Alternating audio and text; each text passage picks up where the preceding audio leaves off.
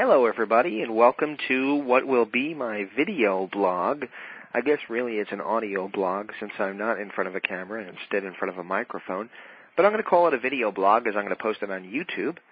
And basically what I'm going to do with this is go over all the current events that are happening in the world of wrestling, including Raw, Impact, as well as SmackDown, and all the backstage news such as hirings and firings and things of that nature. Again, my name is James Walsh from WrestlingEpicenter.com, Interactive Wrestling Radio, the interactive interview, and I hope you enjoy what I'm about to do here. I enjoyed last night's Impact immensely.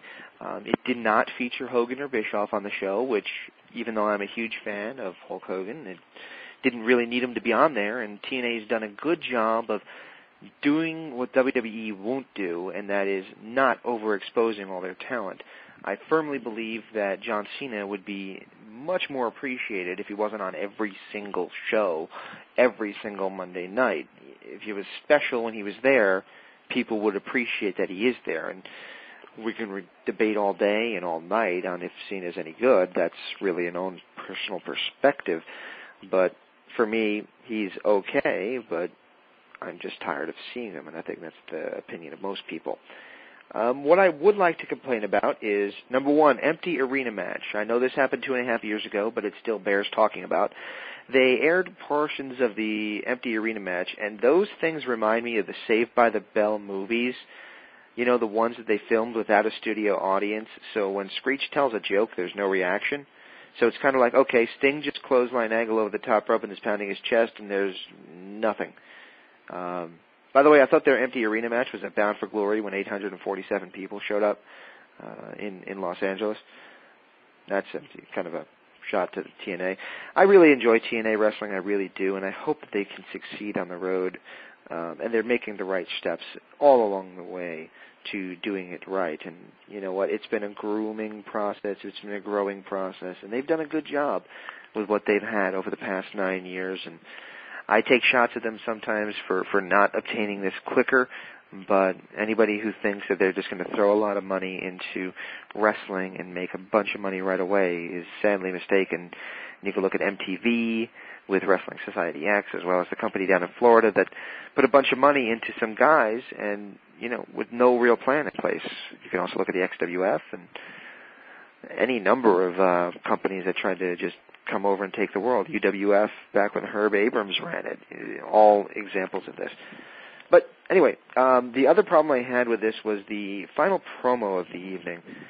They had Sting and Angle sign a contract for their match.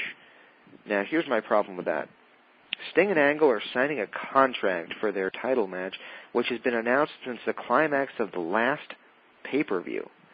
So we're going and advertising this thing based on the fact that it's not even officially signed yet, and we're going to sign it 3 days before the actual pay-per-view. And my other problem with it, even though it was a good promo, is that it's a little bit too early for Sting's character to show sanity in the face of it just getting really heated with his insane character. Now, I know he came out wearing sunglasses and face paint, and that's cool and funny, and he's kind of loopy, but his promo was very centered. It wasn't necessarily him bouncing off the walls. And you know what? The Mutual Admiration Society leading into a title match never really did it for me, and I'm willing to give this match a chance because I really respect Sting, and I think this will probably be his last year in the business. I know we've been saying that for quite a few years, but this will probably be it for him, and it's really his last ignited, motivated run, and I hope he does something really good with it. But we'll have to wait and see. Now, so ultimately, Impact was a good show, thoroughly enjoyable from start to finish, and they did a good job with it. The other thing I wanted to discuss was the releases from the WWE today, which included Melina, the big surprise in my book, as well as Chris Masters, and I believe there was one other guy who got released as well. It was Vladimir Kozlov as well. Now, I think Masters and Kozlov were kind of on their way out anyway. They really weren't being used. In fact, Masters really hasn't been used since he returned a number of years ago.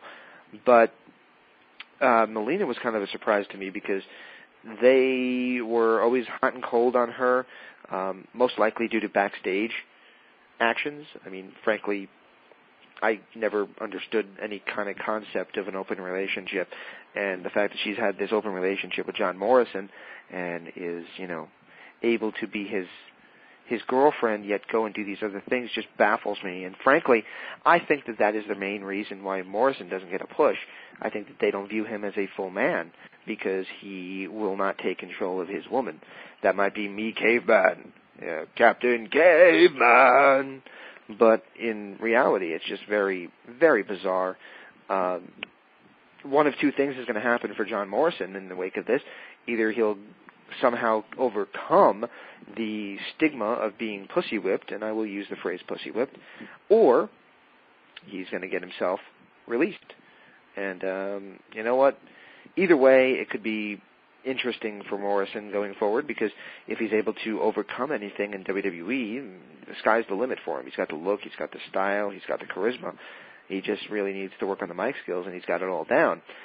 On the other hand, if he gets himself released and goes to TNA, I should say, or Impact Wrestling, or whatever it is that I'm supposed to call it this week, it'd be interesting to see if a less handcuffed, more do-your-own-thing style would benefit him. Does he need somebody to hold his hand, or would he, if given free rein to allow his character to grow, give us something really spectacular? And you know what? I think he probably would. So let's find out and let's see what happens. Anyway, that's all for this week. I hope you guys enjoyed the first edition of the Rant here on WrestlingEpicenter.com. Tune in next week as I will offer my opinions on various topics. And, oh, joy of joys, I get to talk about football next week. Football is back, folks. And, by the way, that's real football, American football, not some kid's game played by illegal immigrants. Thank you very much, and have a great day.